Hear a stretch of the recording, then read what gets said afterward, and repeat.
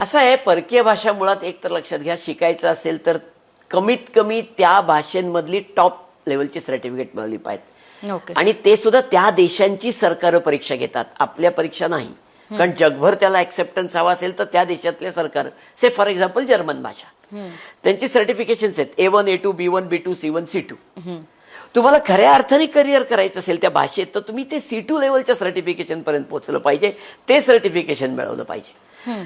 भाषा आपल्याला वाटतं तितके सोप्या नसतात, त्यामुळे त्या लेवलपर्यंत अशीच मुलं जातात ज्यांना ती तेवढी अर्ज आहे त्याची. विवेक वेलणकर यांनी पुण्यातील COAP अभियांत्रिकी महाविद्यालयातून BE तसेच MBA पदवी प्राप्त केली आहे.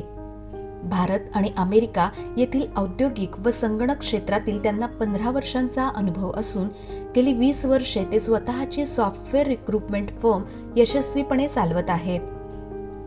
करिअर मार्गदर्शन, संगणक, स्वयंरोजगार आणि सामाजिक विषयांवरील त्यांनी विविध वृत्तपत्रांमध्ये 1000हून अधिक लेख लिहिले आहेत. महाराष्ट्रातील विविध भागात करिअर मार्गदर्शन विषयावर त्यांनी 900हून अधिक व्याख्याने दिली असून शेकडो विद्यार्थ्यांना करिअर समुपदेशन केले आहे. स्वयंरोजगारातून समृद्धीकडे, करिअर प्लॅनिंग, ITतच जायचंय, ग्राहक राज, सजग हो, तसेच 10वी-12वी नंतरची शाखा निवड ही त्यांची पुस्तके विशेष लोकप्रिय आहेत. तसेच पुणे 2020 वेद पुण्याच्या भविष्याचा या विषयावरील 4 खंडांचे संपादनही त्यांनी केले आहे. माहितीचा अधिकार कायद्याच्या प्रचार व प्रसारासाठी त्यांनी सजग नागरी मंच या संस्थेची स्थापना केली असून ते या संस्थेचे संस्थापक अध्यक्ष आहेत. तसेच PMP प्रवासी मंचचे निमंत्रक म्हणूनही ते कार्यरत आहेत. माहितीचा अधिकार कायदा 2005 या विषयावर त्यांनी देशभरात 1100हून अधिक व्याख्याने दिली असून आजवर 50,000हून अधिक नागरिक आणि 10,000हून अधिक सरकारी अधिकाऱ्यांना प्रशिक्षण दिले आहे.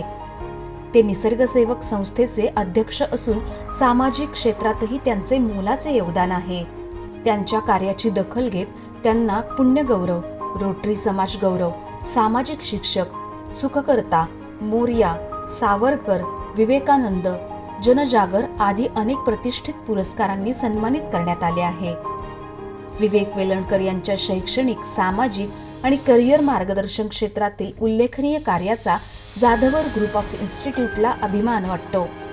त्यांच्या पुढील वाटचालीसाठी संस्थेच्या वतीने मनपूर्वक शुभेच्छा.